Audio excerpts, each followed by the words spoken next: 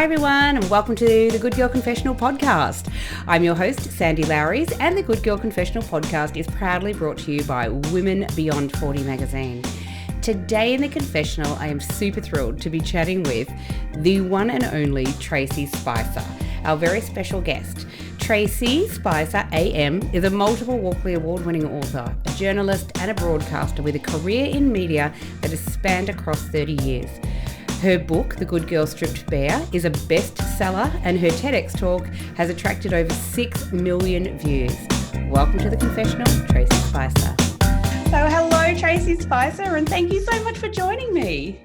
Sandy, thanks for asking me to do this conversation because I love your magazines. I love what you're doing for women, particularly women over 40. So thank you. Oh, thank you very, very much. Well, I absolutely am fangirling a little bit here because I absolutely love everything that you do, and especially your incredible support of other women and everything that you've done, but especially your bravery in telling your story in your wonderful book, The Good Girl Stripper. I love this, by the way. One good girl meets another. I know, I thought this was meant to be this conversation. So I put my book up behind me for a little bit of, branding. Never let a chance go by. Absolutely. And it's a fabulous book and it's a wonderful read. And I was rereading it actually, and then I was listening to it on Audible in my car because I've been moving. So I'm like, I've just got to do it both ways. But it's a fantastic book. And I'm just so thrilled that you would take your time out of your very busy day. And what our listeners, I'll confess, my confession here is that I had major tech issues and I've held you up for quite a while. So thank you for your patience. Don't worry at all. And thank you for listening to my book again. I can't get my children to read my book, they're 14 and 16. So they're old enough to read it now, particularly with the sex content and stuff like that. But they're like, ooh, Mum, we don't want to read that book. That's gross. We don't want to. So I went, rightio, that's fair. Well, I've read the hard copy, which I love, but as I said, I listened to it on Audible because I was in my car and doing this move. I thought it's a brilliant way but really lovely to hear your voice as well. So it's really nice that you've actually narrated it as well for those that will listen. It's a good listen, and for those that are reading, it's a fabulous book.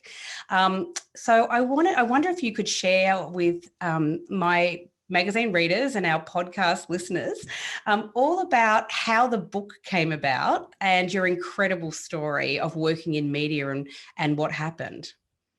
Oh, gosh. I guess it started because I've been working in media for about 30 years. And to be honest with you, I was reflecting on this the other day. It occurred to me that a lot of my male colleagues had written their memoirs, but not a lot of my female colleagues. And I thought that was a terrible shame because, history or her story, often women's stories are lost.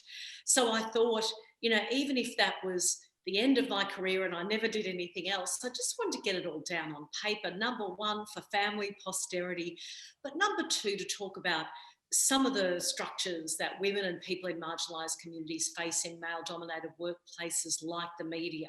You would think that being the media journalist would talk and write about those kind of things all the time, but we witnessed sexual harassment and abuse on almost a daily basis several decades ago, and none of us ever did stories on it because it was like a wallpaper of misogyny. It became normalised to all of us. So that's what sparked writing the book, as well as, personal experiences of harassment and abuse outside of work. My husband did say, gosh, why are you writing about all these personal things? Isn't that a bit too much? And I said, if we don't start writing about this stuff or talking about it, nothing will ever change. Yeah. And it was so incredible. The way that you've written this book is with such love, but also humor. But you really, really did strip it right back, and it's raw and it's honest. And I think it was such, an inspiring book for that reason, because I'm not sure I know any woman, at all, regardless of age, who hasn't felt some form of either sexual harassment or sexual discrimination in the workplace. Absolutely. It's almost a universal experience for all of us. And the reason I wrote it with humour, this is, there's nothing less funny than explaining humour, right? But that's what I'm about to do. Communication theory tells us that if we share a message with humour, it resonates more deeply and it lasts for longer. Because I thought, how sometimes you read a book about something very serious and it can be quite triggering and re-traumatizing. I thought if I could get the humour balance right and write it in a funny way, it would be less traumatizing for people to read it. And, because of that, I had a ripping amount of time writing it. I'd sit up there in my office and write something outrageous and think, oh gosh, have I gone too far or haven't I gone too far? So one of the women I was inspired by is this one up the top here, Caitlyn Moran. Sandy, have you read her books? I haven't. Someone else actually told me off the other day because I haven't read her books, but I really need to. And I will. My word here. Yeah, look, she's wonderful because she's from a working class background, so that resonated with me as well. But she was actually a music columnist in the UK. She's written How to Be a Girl, How to Be a Woman, and this is her latest one up there, where she kind of reassesses her feminism a little bit later in life in some ways. But she deals with all of those thorny issues in a really candid, humorous way. And I thought if that can speak to me, maybe in a small way, I could do that with my book. Yeah, well, you did it really successfully because you're right. There are a lot of themes that run through the book, which could be quite triggering for women. And, I think, though, I find it really interesting about not just the sexism, but the ageism and how you described that journey through, working in media and being scrutinized by how women look, how, what color is your hair or how thin are you or all of the things that men actually don't face. How was that trying to navigate that through an entire career? The wonderful former Age Discrimination Commissioner who sadly passed on, Susan Ryan, said ageism is the new sexism. And I agree that there is so much intersection between those two parts of discrimination. It was really confronting, because I was fortunate to be brought up with a really strong mother and a very sensitive father. So in a way at the time, opposite to what the stereotypes were. When people started openly saying things to me, for example, I'm reminded of one of my colleagues actually going through the hiring process with some women who were coming through and overhearing one of them pointing to the young woman on the screen and saying, see the problems here? Crow's feet. That's not going to work on television. And I remember distinctly at the time knowing that this woman was 33. So when I lost my job in my late 30s, in a way I wasn't surprised because I'd seen it happening around me with all of my colleagues. First of all, there was the pregnancy and maternity discrimination. We never said goodbye to women and we'll see you after maternity leave. We said goodbye, we'll probably never see you again because this is the end of your career. You're going to be a full-time parent now. So it does become normalised. And that's where you do have to retain your sense of humour. Otherwise, it will drive you crazy.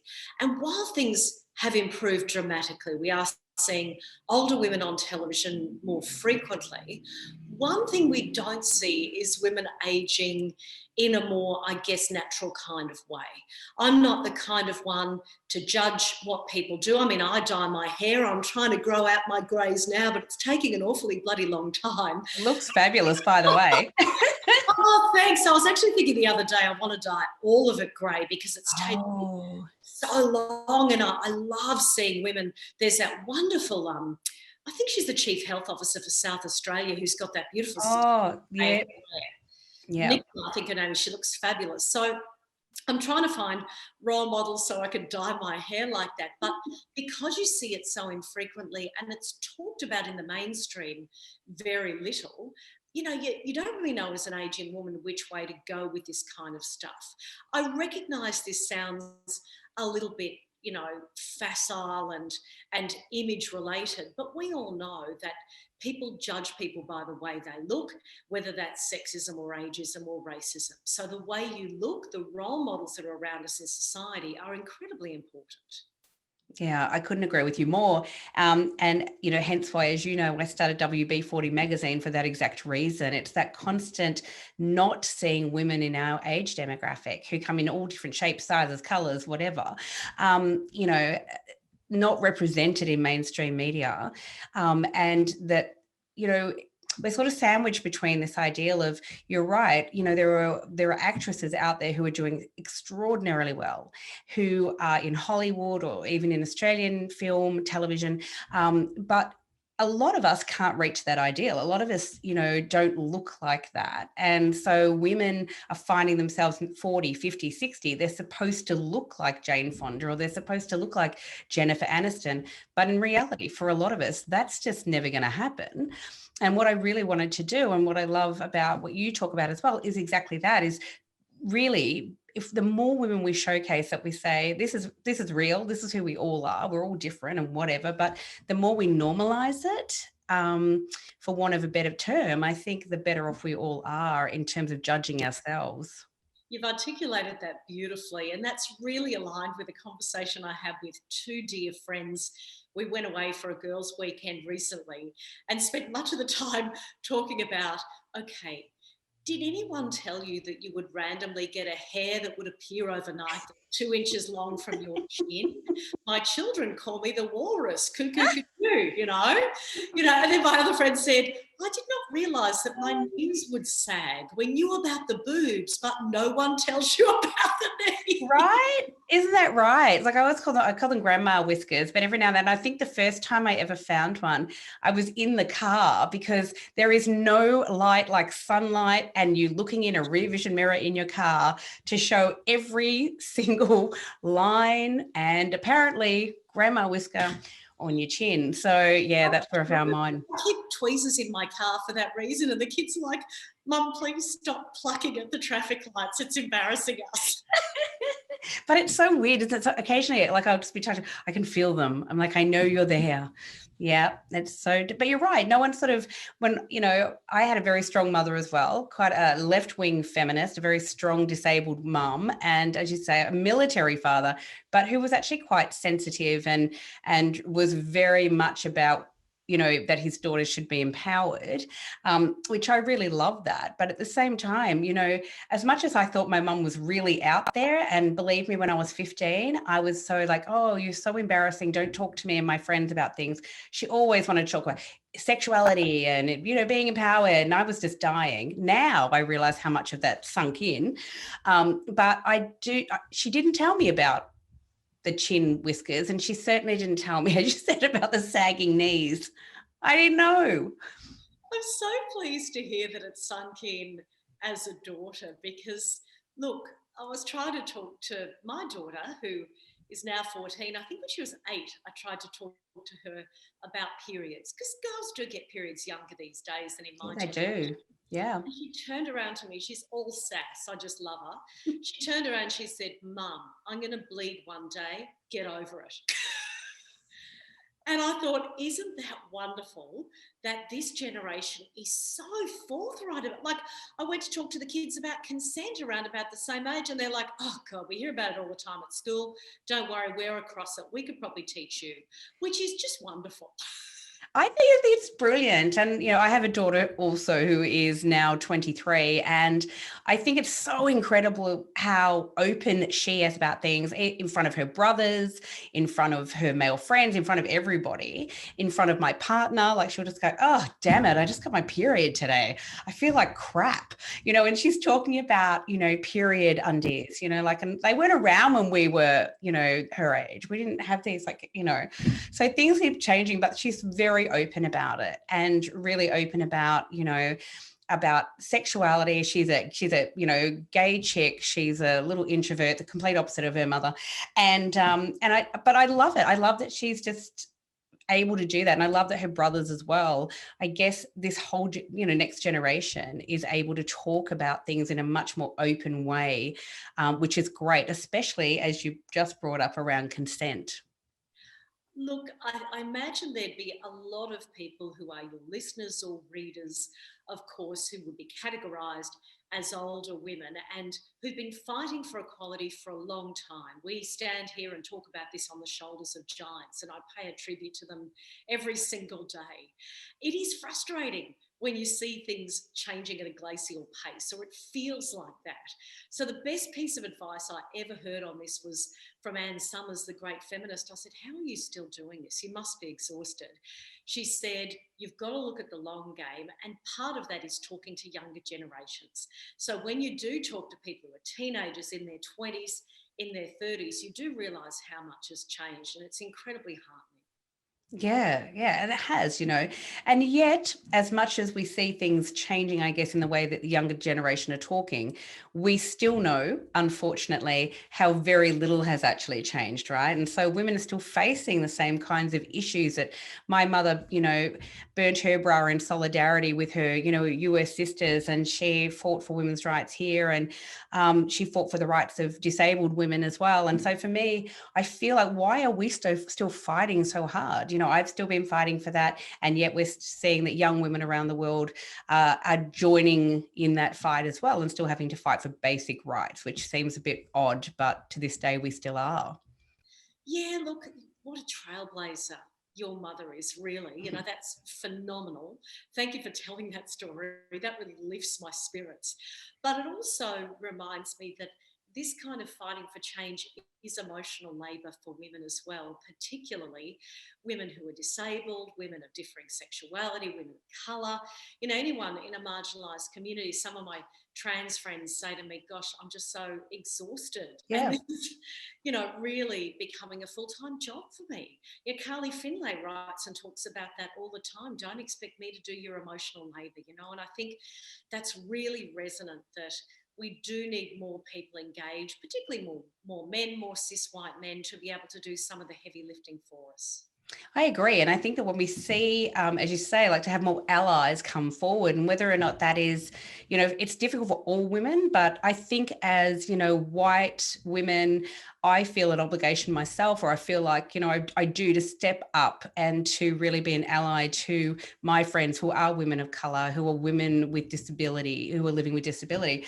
And for, and especially, around this sort of racial crap that goes on in terms of, at the moment, it's Asian women are really copying it. It's, for me, I feel like we all need to stand up for one another and to lift each other, and to kind of do that heavy lifting when they are exhausted, because it's bloody exhausting. So I was really lucky. I chatted with Sarah Cunningham, who is the founder of Free Mum Hugs over in the US. And, she's an incredible LGBTIQ plus ally, and this all happened because her son came out of the closet, and she was a Midwest Christian mum who kind of went, I wasn't expecting that, and really had to think about, how she dealt with that. But also she started a whole movement, realizing that there were a lot of people who weren't standing up for the LGBTIQ plus community.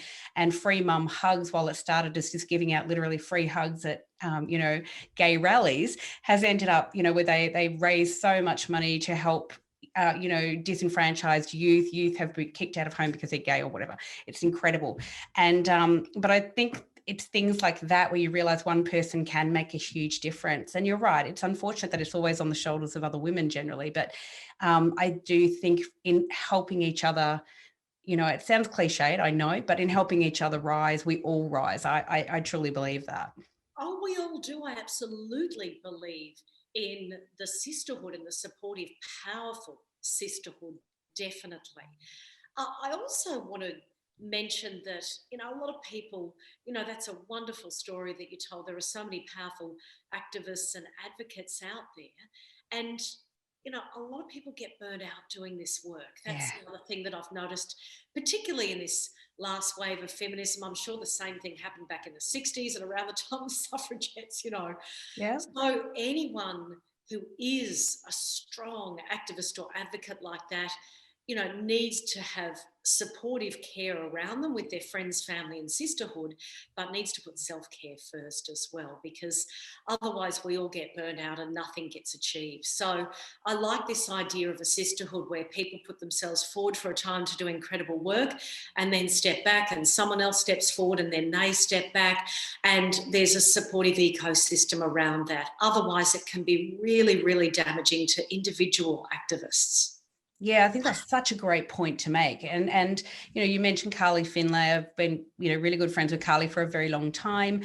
I think you're right. When you witness it firsthand, you bear witness to the exhaustion, and it is exhausting, right? So I think that's very true. But I think also too, in terms of people who are public figures like yourself, like Carly, like Ginger Gorman, like Clementine Ford, I think it's that we as supporters of you or fans of you need to kind of really allow you and other women to step back too and say, I'm tired. Hey guys, I'm really tired at the moment. I'll get back to you. I'll come back when I'm ready.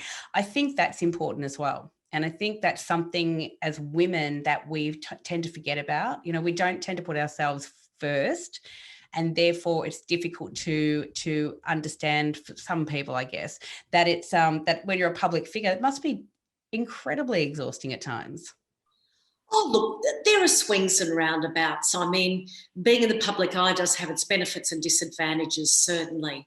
I absolutely love the women who you mentioned, and I'm very close to Ginger Gorman. She's a magnificent human. I do worry about particularly women who write about really difficult, thorny areas, so trolling, rape, white supremacy, the really, domestic violence, the really pointy end of abuse, because there's an awful lot of vicarious trauma that is visited upon them. And it's difficult when you're in that sort of bubble to step back because you're so passionate about the work. So what you say is absolutely right. And in fact, I saw someone on Twitter the other day say something really wise. She's more of a political activist. She said, look, it's gotten a bit too much for me. I'm going to step back for a little bit. I'm not, unwell or sick or going to hospital or anything like that, but I just need to step back. They're the kind of conversations we need to have ongoing. Yeah, agreed. And I think as you so rightly said, that it's okay to, self-care is so important, and it's okay to sort of say, for whatever reason, that I just need a bit of time out here. I'm just really tired. And as women, I think we do carry an incredible emotional load on a number of levels across a number of playing fields, whether we like it or not. Yeah, my best friend from school is a lifelong social worker, does a lot of wonderful stuff in the women's movement, in the health sector even now, after all these years. She's incredible. I said to her one day, how on earth have you managed to do this for a lifetime? When she was younger, she was one of those people who was sent to the home to take the kids out of that abusive situation. That's incredibly rough, dangerous and emotional work. And she said, we all need structures around us, whether it's debriefing with someone else, whether it's that, that kind of dark humour that's used in emergency services sometimes. And you see that in newsrooms too. My husband went out as a camera operator on a particularly difficult story the other day, and he said, oh, look, I just joked with the sound assistant about it afterwards, because that's how we deal with that kind of trauma. We've got to have some form of outlet for it. So, I do firmly believe, as someone who grew up with, a dad with mental health issues, and I'm glad we're talking about that more in society these days, that we really need to put our mental health first, particularly at this time in history where so many people are being crushed around the world by what's happening with the coronavirus. Yeah, that's so true. And I love that you talk really openly about that in your book as well, and your relationship with your dad. And, my mother had mental health issues as well. I think it was something that was so taboo, back in the day, and no one was really talking about it. I think it's so important to be talking about that now. And I think to see, again, we talk about younger people, but to see like the younger generation are more open about that conversation, I think that's really important. And I think that a lot of women, especially, women carry things, we carry a lot of things and kind of just brush it to the side and say, oh, she'll be right. I just have to keep going. Just keep swimming. Yeah, just trying to keep head above water. It is a really important conversation to have, because women often put themselves last. We are the carers in society. I see this happening also in doing a bit of stuff in the aged care space at the moment, mainly because my sister and I, more my sister because she's based in Brisbane where my dad is and I'm in Sydney, navigating my aged care in that whole area, which is, oh my goodness, incredibly difficult. We are fortunate to live in a country where there is, free support from the government and the taxpayer, but the system is almost impenetrable, to be honest. I don't know how people manage to get through it. So I see that a lot there, where there are so many women working in that sector who are carers on virtually minimum wage, like the childcare sector. So not only are we dealing with these kind of emotional struggles in our own personal lives because we choose caring careers that are less paid, we're being worn down by that as well. I mean, even look at teaching to a lesser degree than aged care and childcare, but that is a really difficult job and not one that's valued enough in society. Oh, I couldn't agree with you more. And while we started to notice that during the pandemic, it sort of raised a lot of awareness around the people that are on the frontline workers in aged care especially, are women, and we've got, cleaners, we've got, women working in hospitals who are caterers and, dealing with food and all the rest of it. As you say, on minimal wage, and childcare workers, good grief, they're taking care of the future of our country, if you like, and they're on minimum wages. So yeah, it is really, really difficult. But also what you mentioned is really important as well, is that a lot of women in our demographic are part of, what is now termed the sandwich generation, still caring for teenage kids at home, but having elderly parents who you're trying to care for and navigate as well. And so I know myself, when my children were, teenagers, my father had Alzheimer's, my mum had a disability. It was really quite a difficult time. Both my parents have passed away now, but we had to navigate that, that the aged care system, and my dad eventually needed to go into a nursing home. And you're right, it's a really difficult situation. And I'm not sure why there isn't more government awareness of how difficult it is for the ordinary person to kind of navigate that. I'm so sorry to hear that that's what you went through. What a wonderful woman you are. That's a big burden, because teenagers can be difficult, and you're caring for your mum and dad as well. That must have been incredibly exhausting. The point that you make is incredibly valid as well, about people in government not being aware of it, because predominantly they've been male in the past, and maybe their wives or their daughters or their aunties were the carers for the loved ones in their family. That's why it's important to get more diversity in leadership roles, both in government and business, because then you've got that all-important lived experience. I've started researching my new book at the moment, which is based around the tech sector. And what I see very interestingly there is what I saw in the media back in the 1980s.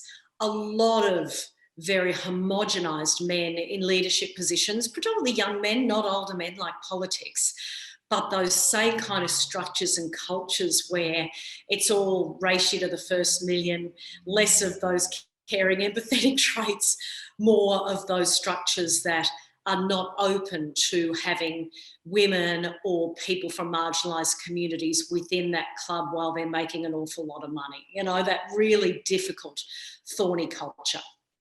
Yeah, agreed. And I, I'm so pleased that I'm really excited. Can't wait for the book. I think it's a really interesting thing. And I've had this sort of conversation with a number of people about the lack of female representation within the tech industry.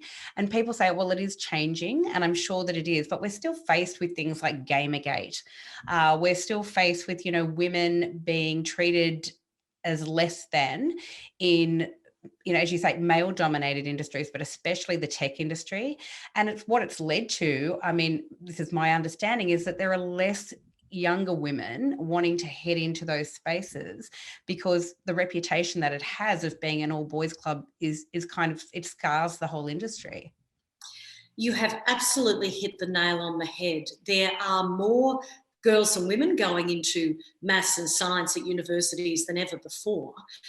But a lot of them then go into the sector and realise how difficult it is when it comes to gender pay gap, really huge gender pay gap, sexual harassment and assault, lack of leadership pipelines, that they drop out almost immediately. So you're right, that experience is filtering down now into the schools where girls, like my 14-year-old daughter, I know I bang on about her a lot, but I see a lot of interesting things happening for her at the moment. She's really strong in maths and science, but she's kind of put off by the thought of those industries because of what she sees around her. And that's exactly what's happening. There are multifaceted ways of changing that, but whether governments or business are willing to put in place things like quotas, they seem to be a bit scared of that, whether they want to put in proper legislation and policies and procedures so the toxic workplaces don't continue to evolve. They kind of like the fact that they're feeling like the Wild West. There are some companies that are doing really good things, but I usually see what I saw happening in the media years ago, which is still a lot of men in leadership positions and a lot of younger people to give the impression that there's a lot of women and some diversity, but in actual fact, they're the lower paid, much lower paid roles. Yeah. And that, I actually know someone, of a woman who's in the gaming industry. She's a game designer who basically, did once tell me that it's not much has changed. It has continued to be very male dominated, but no one sort of kept in check either with the sexism that goes on. Whether that's in the coffee room or whether it's just the banter that goes on or the crap that you have to look at on someone else's computer screen who's working next to you, which is offensive or whatever. And you kind of go, why is this stuff not changing? It's quite frustrating, really, isn't it? So, yeah, but I think you're right. I think it's a lack of awareness for the government or an unwillingness. And, I guess it's like, I guess they look at where can we spend our money? And I really continually believe that it's not really on women. And the current budget is basically saying a lot. Yeah, it's all about priorities and whether something's a higher order issue or a lower order issue.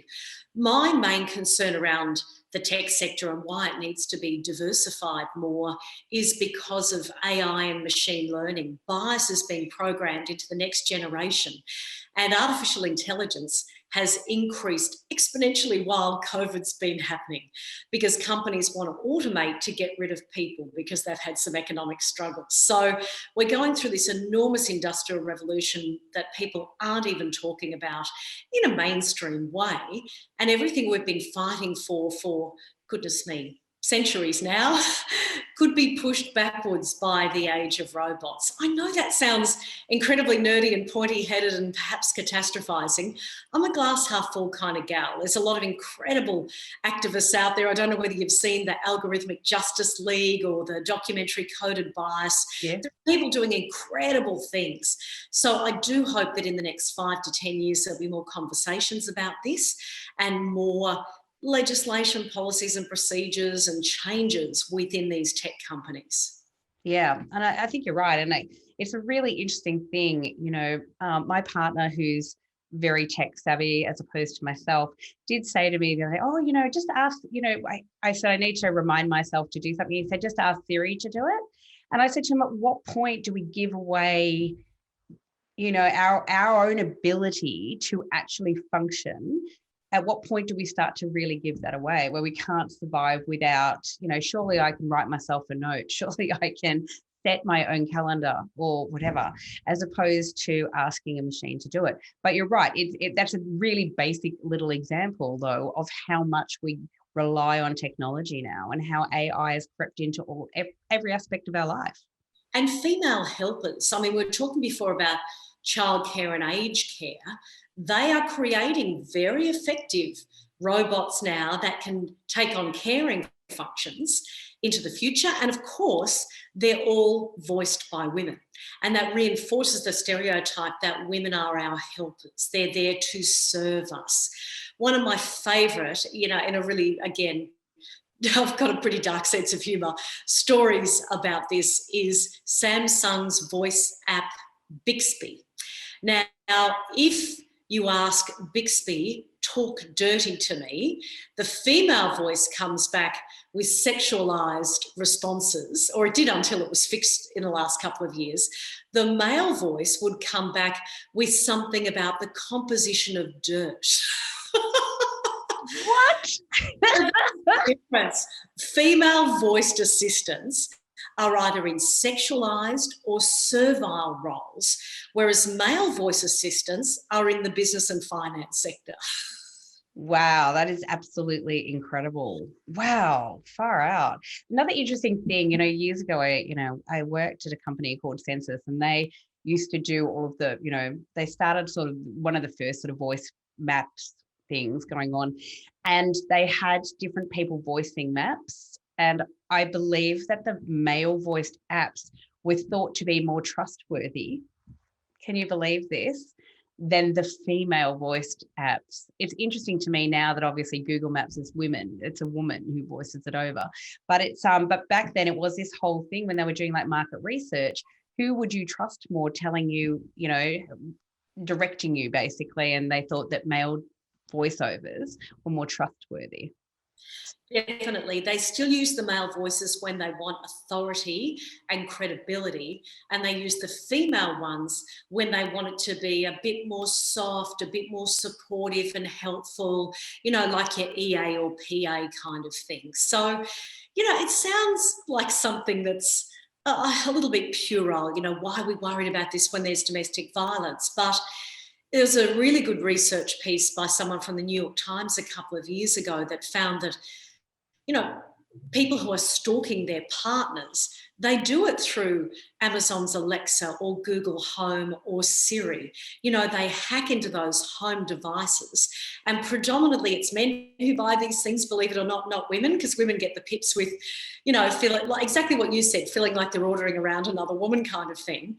But these devices are being used actually as tools by people when it comes to domestic violence and controlling coercive behaviours. So there's a whole bunch of stuff that's being reinforced for the next generation, which is extremely concerning. Yeah, it really is. And as you say, it is really important, and it does buy into that, the domestic violence conversation. And it is really important because, as you say, like if young women or girls are listening, thinking, it just reinforces, as I said, my mother's feminist trope at the time, I was like, whatever.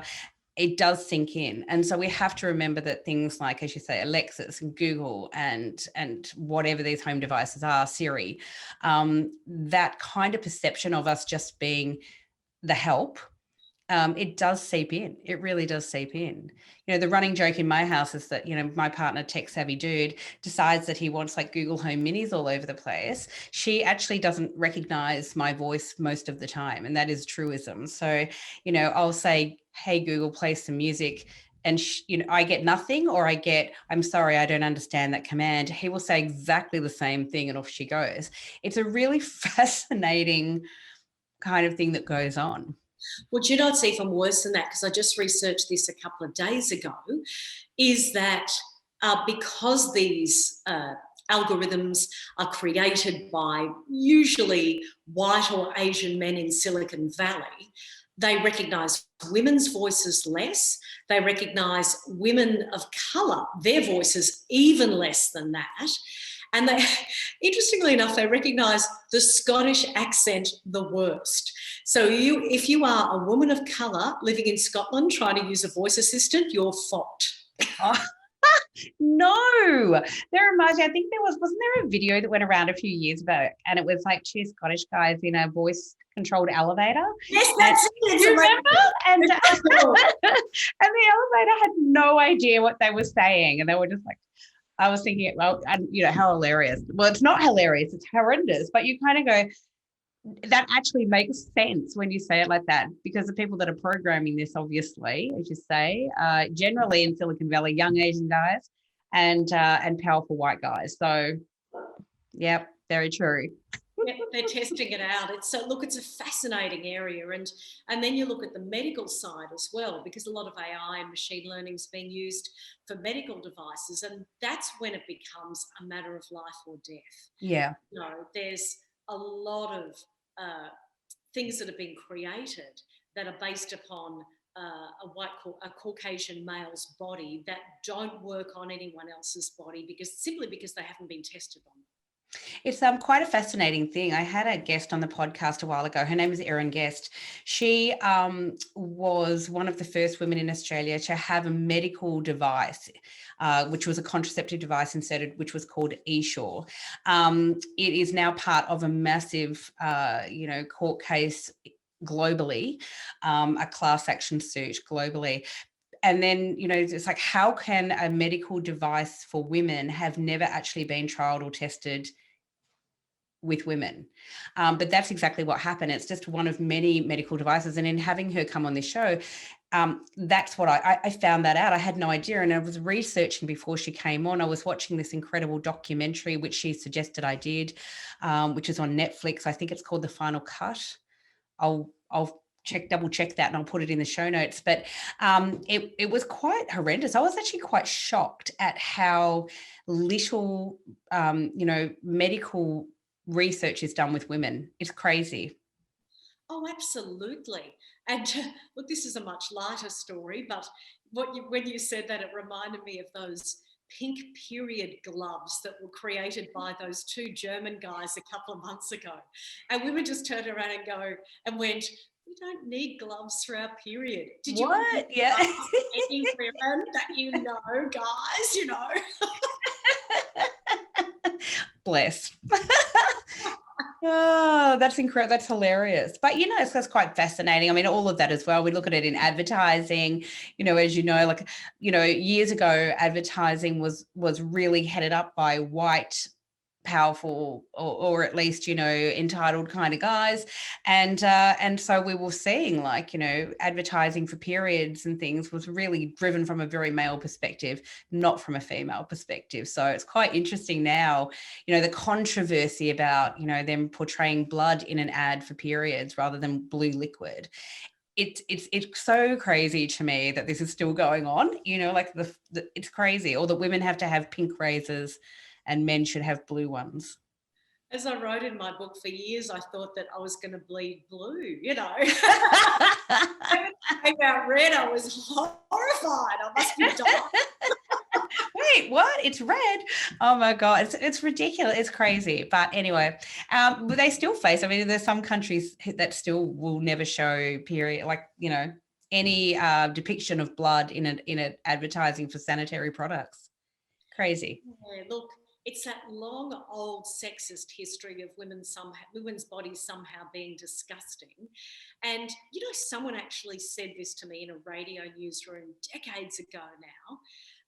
They were considering hiring either a man or a woman for this particular job, and one of them turned around, seemingly joking, and said, why would you trust a woman? She bleeds for 1 week a month and doesn't die. What? Yeah, and all the blokes laughed their heads off and thought it was hilarious. And I sat there and went, "What the actual? What is going on here?" Like, really? Yeah, like, really? Wow. This is tell me again why we still need feminism, right? That's right. Look, that was some time ago, but it does exemplify how those offhand jokes, that locker room humour, really does reinforce this underlying thing of women somehow being, dumb or incompetent or dirty, or their bodies being disgusting, that whole narrative.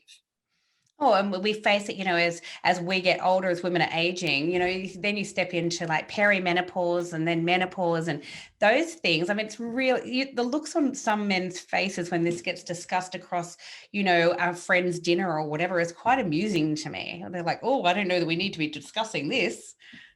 I don't want to talk about dry vaginas. I'm like, well, this is a reality, right? And in much the same way that, we had to kind of break down those taboos for young girls about puberty, I feel like now we're still fighting to break down taboos about menopause. And these are biological things that happen to us all, and I just don't understand why the conversation is so forced, or so why is it so hard to talk about this? Do you know what's also interesting about that? I find, and some of my friends have said the same thing, that to a degree we've internalized the misogyny on that. So when I started getting perimenopause symptoms from probably my mid-40s, I'm 53 now, I had no idea what I was going through. And you consider yourself a reasonably educated person and a feminist. I hadn't read anywhere near enough about it and had to do a deep dive on the research to find out what the hell was happening to my body. It wasn't like, as a feminist, as a middle-aged woman, I knew what to expect because it is spoken about so infrequently. We don't think to go out and search that kind of stuff until it starts happening to us. And then almost it's too late to be able to, manage it in a way that doesn't impact our lives too much. That's so true. And I think one of the things that a lot of younger women don't realize, certainly I didn't know what to expect. I didn't know what was going to hit me.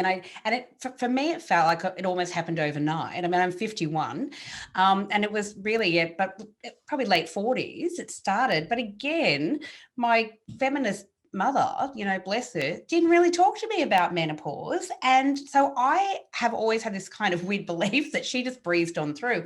I don't know if that's true or not true, because really she never talked about it. I don't know how my grandmother handled it, because it sure as hell wasn't talked about then. But I find it really fascinating now that we do push a lot for this in the magazine as well. We've had some really fantastic writers who have written things about menopause and sort of unpacking it for women who are just going through it or starting to go through it. And the one thing I didn't even know was when I hit perimenopause, I've gone off to talk to a doctor, and she said, you could be going through just this phase for up to 11 years, even longer. Yeah, 15 years I was. Yes. I almost fell off the chair. I didn't know. I'm like, wait, but when do I get to the menopause part? Like if this is perimenopause. And she was like, this could last for years. I'm thinking, really? Over a decade of this? And then finding out, unpacking for me. And I believe whatever works for everybody. A friend of mine ended up going on the hormone patches, and she highly recommended that. And I sort of went off and spoke to my doctor about it. And in the end, found out a lot of facts. I mean, there's a lot of misinformation out there about hormone treatment and about the different treatments that are available for women. And speaking to a really fantastic female doctor, she basically really just took her time and took me through the whole thing. And I just walked away feeling so much more empowered about, I didn't even know I could get treated. I didn't know there were things that could help manage the symptoms. Absolutely. What you have said resonates so deeply, because I went to a male doctor early on who said I should go on to antidepressants. I'm like, I don't think so. I don't think I need to go on antidepressants for possibly 11 to 15 years because I'm going through perimenopause, unless obviously, the symptoms were very serious. And, of course, that is necessary for some people. It wasn't for me, but that was basically the only option.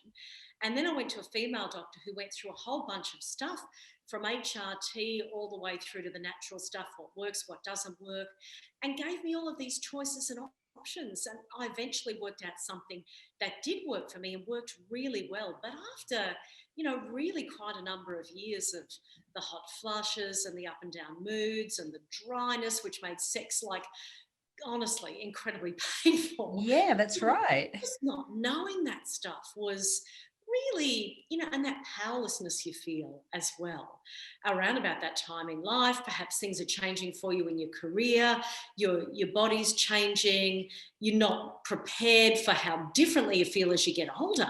And then that on top of it, it's quite overwhelming. It's full on. I actually had Kate Murphy and Kim Berry here. They do a podcast called The Hot Flush, which is fantastic. Oh, I love them. That's you love them?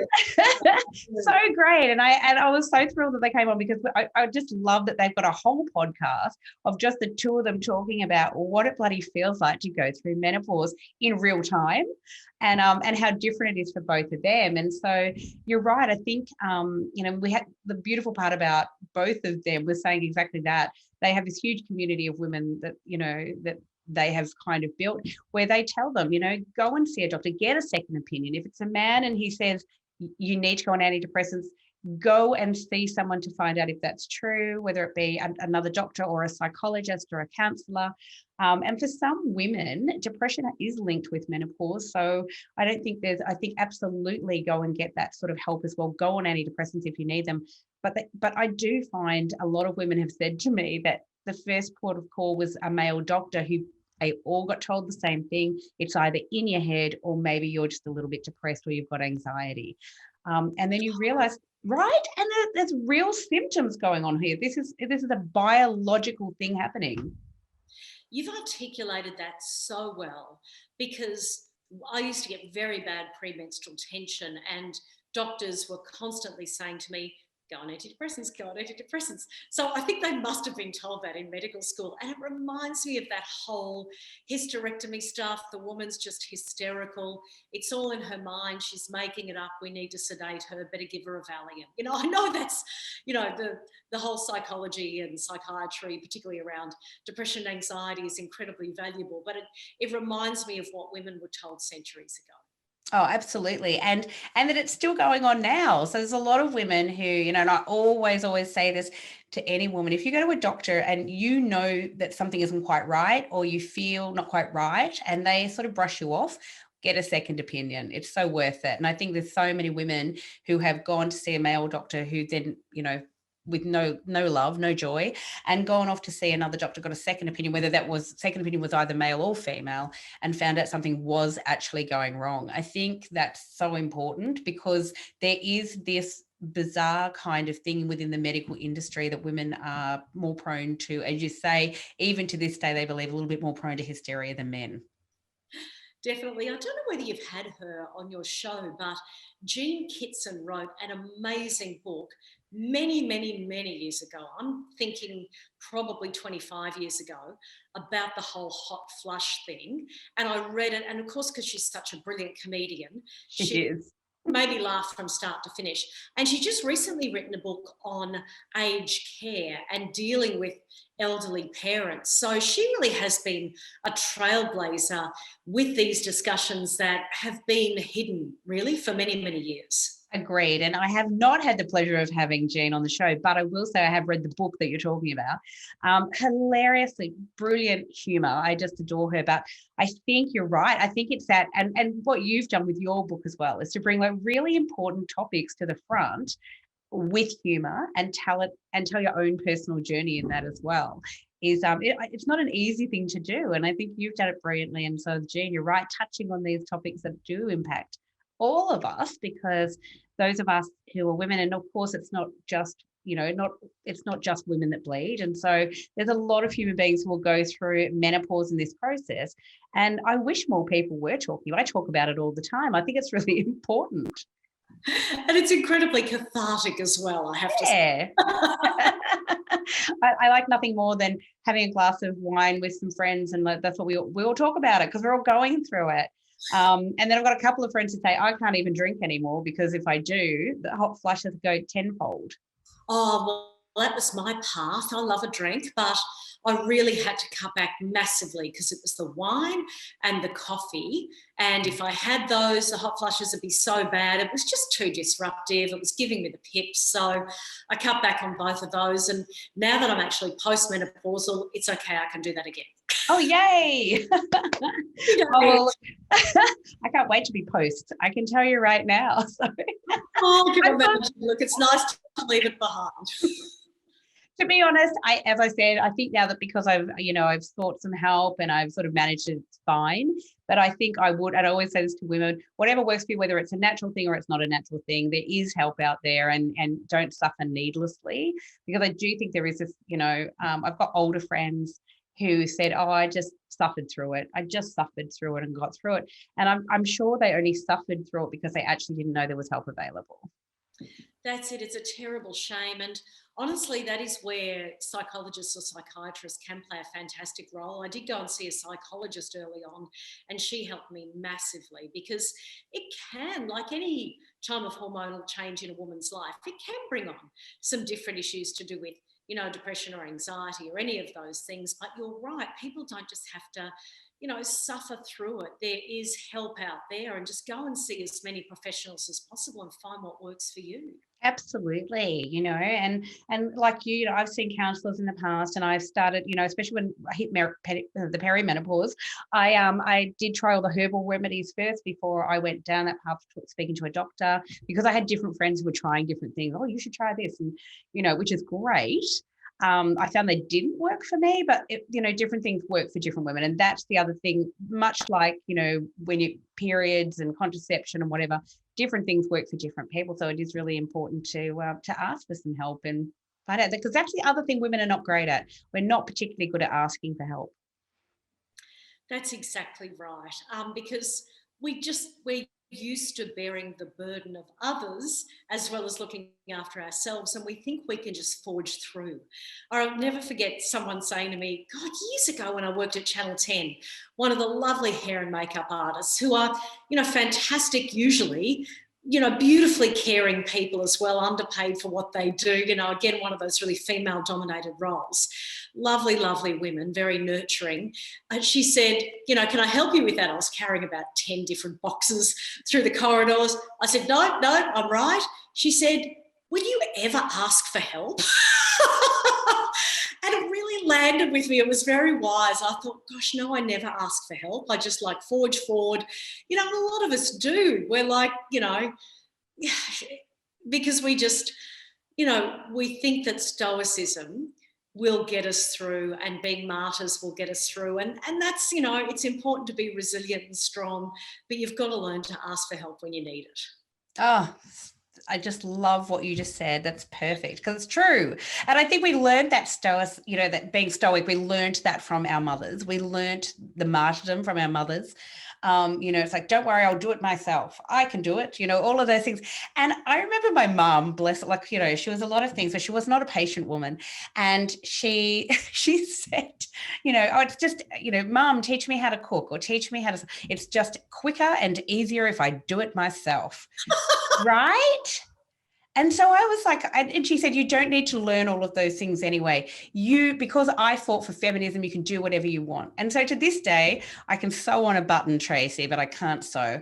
And I've never really been that great in the kitchen. I can do it if I set my mind to it, but I can't knit. I can't crochet. It's really interesting to me watching my 23-year-old daughter knit away, because knitting's become a thing again. And there she is, just clicking with her little. And I can't even do that. I have no idea. I said, how did you learn that? I sort of taught myself. And her grandmother, her father's mother, who's European, taught her some. And I'm like, wow, okay, great. Isn't that funny? That's so our generation, and the next generation is doing a lot of that stuff. That's why I have a problem with the strong woman narrative that I see in a lot of corporate spaces. It reminds me of that superwoman syndrome of the 1970s, that you can have it all, you can do everything for everybody, just do everything perfectly, because we can't. I think it's great to be strong and resilient, but we need to drop this idea that we can do everything equally well at the same time, and we need to put that expectation on our partners and the community to do the caring jobs, to do the volunteerism in the local area, to help raise the children and to look after the elderly. Otherwise, it will continue to fall on the shoulders of women. Yeah, I agree. And I think that it's really fantastic to promote that really early on in schools, as you were saying about your lovely daughter being incredibly wonderful at maths and science, but giving those girls then the opportunity to get into fields that they really want to be in a space where they are protected from the sexism and the crap, and that's what's really important. But also too, for young men to be able to go into what are seen to be female dominated industries, because they really want to be childcare workers or primary school teachers or nurses. And I feel like we just don't have enough of that as well. We have to start changing the narrative around what is a male job and what is a female job, for sure. Australia still has the most gender segregated workforce in the OECD. When you spend a bit of time with teenagers, you realise why. By the time a boy turns, say, roughly about 13, they see around them, men in really masculine kind of roles, and they see women's jobs as somehow lesser, that they would be seen as soft or less of a man if they did those kind of roles. And it's terrible. Like, I have seen it so often with teenage boys. It happens that young, and it makes me incredibly sad, because we've got these programs when they're older to try to get more men into nursing or teaching. But if we can't change that attitude shift when they're going from puberty into their teenage years, then nothing will change. Yeah, I agree. And you're right. It is the narrative around it for young boys. It starts really, really young. I know that, my son, who is now an adult, when he was younger, Power Rangers were a big thing. And he really, really wanted to wear a pink Power Ranger suit. And I was all for it. And his dad, my ex-husband, really just did not cope with that at all and said, I don't think I can deal with a lot of things, but I'm not dealing with that. And I said, this is ridiculous. Like, he was in love with Kimberly, the pink Power Ranger, and he wanted to wear a pink Power Ranger suit. It's quite fascinating. Years later, my son, at a recent birthday party, and I actually brought that story up with my ex, and he said, oh yeah, he goes, I said, I now know it wouldn't have mattered one way or another who he was or how he turned out, but it just seems so archaic and so ridiculous to kind of have those views. But unfortunately, some people still do have those views. And so it's really changing the narrative around that. If your little boy wants to wear a tutu, so what? Yeah, I do hope that will change, and things absolutely take time. This is one of those generational change pieces. It's only in recent years that we've seen remakes of, the Oceans series with women starring in them. A lot of people disparage these kind of remakes, but I think it's important to have females in those roles as role models, not only for young girls, but for young boys as well. Oh, I agree. And I think that, shows like The Morning Wars, I just do see that if you portray women in powerful roles that are, previously been dominated by men, I think it's fantastic. I actually quite liked the Oceans, series, but I really loved that they redid it with women. And I think that is an important narrative that women can, but also too, the whole notion that women can be good, they can be evil, they can be the bad guy, they can be right. So we instead of like this one-dimensional rubbish that we've been fed for so many years. Tell you who's really good at that, Tina Fey. Oh yeah, I love her. Have you watched Girls 5 ever? Yep, I have. I was just watching it honestly with my daughter. I couldn't stop, and every now and then I'll just be in the kitchen and I sing the theme song. It's just I love it. But I'm in love with Busy Phillips as well. I think she's fabulous, and I just think it's so funny. It's satirical. It's brilliant. It's so funny, and it does what you just mentioned there, which was it does have some positive female characters, some female characters who are flawed, some who are not so great, and in all different roles, and a lot of women. It's very rare to see something where there are so many women in different roles. I absolutely loved it. I thought it was really powerful work, actually. I think it's great. And I've loved series like, Big Little Lies, and I've loved watching, Good Girls, and I've loved watching, there's a number of them now, I think, which are really fantastic. But to see really strong, incredibly brilliant actresses, Octavia Spencer is one of my most favorite. So watching a lot of the stuff that she's been doing has been amazing as well. So I think it's really nice to start seeing that those female dominated, shows like are actually, they're rating so bloody well because they're well written, they're really intelligent, they're smart, or they're funny, as you say. And Tina Fey, I think, has just been such a trailblazer, as you said, with that. And so has Reese Witherspoon, with her production company of really, buying the rights to books and producing them as television series dominated by female characters. I think it's brilliant. Yeah, definitely. We are living at a time of tremendous change, and we can only hope that the momentum continues. 100% true. So I wanted to say a big, huge thank you to you for coming on today and for giving us so much of your time. You are incredible. Like the other women we've talked about, you're a trailblazer, and you were a trailblazer for so many women in the media, for, who you exposed really the truth about what it was really like, but also so beautifully brilliant, honest, and funny in the way that you dealt with it and in the outcome of that. But, by you doing that, the outcome of that, of course, is that, things changed for a lot of other women in the media. And although there's still a long way to go, you were the trailblazer for that, Tracey Spicer. So I thank you for that. You are far too kind. We do stand here talking about this on the shoulders of giants. There are so many who've blazed a trail before us, and I acknowledge my privilege as a white woman that there are so many people in marginalised communities, particularly women who have greater challenges because of structural discrimination. So I look forward to seeing where this path towards equality, with us all working together, takes everyone. Sandy, thank you so much for what you do, and more power to you. Thank you so much, Tracey. It's been an absolute delight.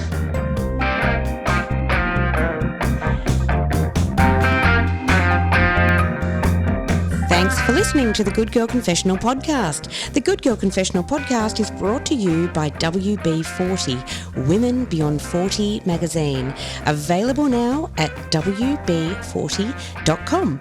The Good Girl Confessional podcast is available on Apple Podcasts, Spotify, and wherever you listen to quality podcasts. We're also now available on YouTube. We chat with really interesting women about their hard-won wisdom, but it really helps us if you can subscribe, like, and share the podcast.